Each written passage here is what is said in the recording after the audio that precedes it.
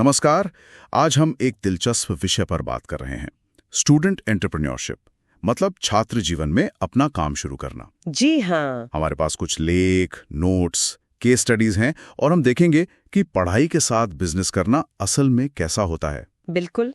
मकसद यही है कि इन स्रोतों से खास बातें निकालें। अक्सर हम सोचते हैं छात्र जीवन मतलब सिर्फ तैयारी। हाँ, तैयारी का समय। पर क्या ये एक्शन का समय भी हो सकता है? इसी को समझने की कोशिश करते हैं। बिल्कुल। और ये सिर्फ कोई हवाई बात नहीं है। हम स्रोतों के आधार पर देखेंगे कि भाई एक स्टूडेंट एंटरप्रेन्योर होता क्या है। हाँ। इसके फायदे क्या हैं जो शायद एकदम से नजर ना आए, चुनौतियां क्या हैं और असल जिंदगी के उदाहरण क्या सिखाते हैं। सही। कम उम्र में शुरुआत करने से क्या बढ़त मिल सकती है, ये समझना जरूरी है। तो सबसे पहले ये स्टूडेंट एंटरप्रेन्योर है कौन, मतलब किसे कहेंगे हम? हाँ, तो स्रोत बताते हैं कि ये वो छात्र हैं जो अपनी रेगुलर पढ़ाई कर रहे हैं, कॉलेज में, स्कूल में। जी, और उसी के साथ साथ अपना कोई छोटा बिजनेस, कोई वेंचर या कोई फ्रीलांस काम शुरू कर देते हैं। अच्छा, जैसे कुछ उदाहरण हैं इन स्रोतों में? उदाहरण कई तरह के हैं, जैसे डिजिटल सर्विसेज देना, ग्राफिक्स डिजाइन हो गया, कंटेंट लिखना। कई छात्र ऑनलाइन कोचिंग या ट्यूशन दे रहे हैं, कुछ हाथ से बनी चीजें बनाकर बेच रहे हैं ऑनलाइन। अच्छा, हैंडीक्राफ्ट्स वगैरह। हाँ, ई कॉमर्स, ड्रॉप शिपिंग भी काफी पॉपुलर है। फिर नेटवर्क मार्केटिंग से भी कुछ छात्र जुड़े हैं, जैसे हर्बल लाइफ। ओह, ओके। और हाँ, फ्रीलांसिंग प्लेटफॉर्म्स, फाइवर, अपवर्क, इन पे छोटे मोटे काम करना, ऐप या वेबसाइट बनाना भी इसमें शामिल है। तो मतलब काफी सारे रास्ते हैं, लेकिन सवाल वही है कि पढ़ाई के साथ ये सब क्यों? कम उम्र में ये सब करने का फायदा क्या है? ये एक बहुत महत्वपूर्ण सवाल है और स्रोत इस पे काफी जोर देते हैं। सबसे बड़ा फायदा है रिस्क लेने की क्षमता का ज्यादा होना। कैसे? देखिए, इस उम्र में अक्सर पारिवारिक जिम्मेदारियां कम होती हैं। हाँ।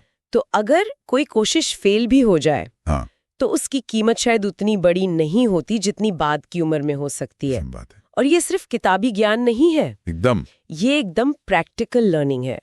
टाइम मैनेजमेंट सीखते हैं, सेल्स, मार्केटिंग, लोगों से डील करना, ये सब असल दुनिया के हुनर है। तो शायद क्लासरूम में ना मिले। बिल्कुल। हाँ। और हाँ, कमाई जल्दी शुरू होना, वो आत्मविश्वास देता है, एक अलग ही लेवल का कॉन्फिडेंस आता है। मतलब ये पैसों से बढ़कर है, ये स्किल्स बनाने की बात है। और वो असफलता की कम कीमत वाली बात, वो सोचने लायक है। बिल्कुल।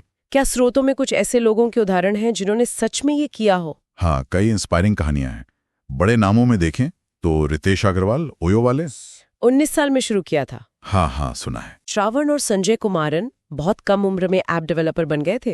अच्छा। त्रिशनित अरोड़ा स्कूल ड्रॉप आउट थे, आज टैक्स सिक्योरिटी के फाउंडर हैं, साइबर सिक्योरिटी एक्सपर्ट। अच्छा। तिलक मेहता 13 साल की उम्र में पेपर्स एंड पार्सल्स नाम का डिलीवरी ऐप शुरू किया था। ये तो कुछ बड़े नाम हैं, लेकिन स्रोतों में एक राहुल सेन जैसे साधारण छात्र की कहानी भी है। राहुल सेन, ये कौन है, क्या कहानी है इनकी? राहुल मतलब एक बिल्कुल आम स्टूडेंट था जी। उसने क्या किया, अपने पास जो था मोबाइल, घर का वाईफाई और कैनवा जैसे फ्री ऑनलाइन टूल, इनका इस्तेमाल करके फ्रीलांसिंग शुरू की। अच्छा, सिर्फ इन्हीं चीजों से? हाँ। और उसकी पहली कमाई जानते कितनी थी? सिर्फ 200 रुपए। सिर्फ 200 रुपए? जी। लेकिन उस छोटी सी कमाई ने, उस पहली जीत ने उसे बहुत हौसला दिया। हाँ, वो तो होता है। और फिर वो लगा रहा, सीखते सीखते 1 साल के अंदर वो महीने का करीब 15,000 रुपए कमाने लगा था। अरे वाह, पढ़ाई के साथ? हाँ, पढ़ाई के साथ। और उसने फिर अपनी एक छोटी सी टीम भी बना ली थी। कमाल है। 200 रुपए से 15,000 रुपए महीना और टीम तक। ये कहानी तो वाकई दिखाती है कि शुरुआत कहीं से भी हो सकती है। बिल्कुल। राहुल की कहानी का सार यही है, छोटी शुरुआत करो, जो भी रिसोर्स है उनका इस्तेमाल करो और लगातार सीखते रहो, रुकना नहीं है। सही। लेकिन हाँ, ये रास्ता एकदम आसान भी नहीं है। स्रोतों के अनुसार कुछ गुण बहुत जरूरी हैं। क्या चाहिए होता है एक स्टूडेंट एंटरप्रेन्योर बनने के लिए? सबसे पहले टाइम मैनेजमेंट, क्योंकि पढ़ाई भी है, काम भी है। फिर क्रिएटिविटी, कुछ नया सोचने की क्षमता, थोड़ा जोखिम लेने का मिजाज होना चाहिए, खुद से सीखने की आदत मतलब सेल्फ लर्निंग, और अनुशासन, लगातार लगे रहना। ये तो जरूरी गुण हुए, लेकिन चुनौतियां, वो जो डर होते हैं मन में या बाहर से आते हैं? हाँ, वो तो है ही।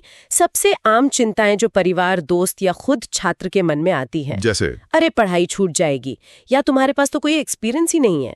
हाँ, ये बहुत कॉमन है।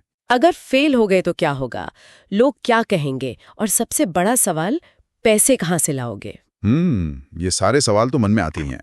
बिल्कुल। स्रोत बताते हैं कि ये चिंताएं अक्सर डर और जानकारी की कमी से पैदा होती हैं।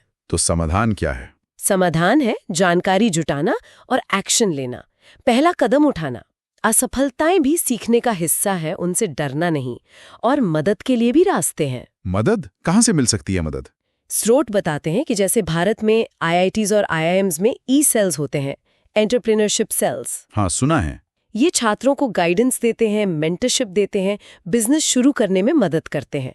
फिर स्मार्ट इंडिया हैकाथॉन जैसे सरकारी प्लेटफॉर्म्स भी हैं। अच्छा। और हाँ, कुछ किताबों का भी जिक्र मिलता है जो सोच बदलने में, प्रैक्टिकल नॉलेज देने में मदद करती हैं। कौन सी किताबें? जैसे rich dad poor dad, the lean startup, atomic habits. ये माइंडसेट बनाने और स्ट्रैटेजी समझने में काम आती हैं। तो मतलब अकेला महसूस करने की जरूरत नहीं है। सेल्स, कंपटीशन, किताबें, ये सब सपोर्ट सिस्टम का काम कर सकते हैं। निश्चित रूप से ये संसाधन उस डर को, उस अनिश्चितता को कम करते हैं और दिखाते हैं कि भाई एक प्लान के साथ, सही जानकारी के साथ आगे बढ़ा जा सकता है। तो कुल मिलाकर देखें तो ये स्टूडेंट एंटरप्रेन्योरशिप सिर्फ एक फैशन या ट्रेंड नहीं है। नहीं, बिल्कुल नहीं। ये छात्र जीवन को शायद ज्यादा एक्टिव, ज्यादा मीनिंगफुल बनाने का एक तरीका है। राहुल की कहानी और दूसरे उदाहरण यही दिखाते हैं कि शुरुआत के लिए बहुत बड़े सेटअप की जरूरत नहीं है। सही कहा। बस इच्छा शक्ति हो और पहला कदम उठाने की हिम्मत। छोटे कदम, लगातार सीखना और अनुशासन, शायद यही सबसे जरूरी है। बिल्कुल। और ये यात्रा सिर्फ पैसा कमाने या बिजनेस खड़ा करने के बारे में ही नहीं है।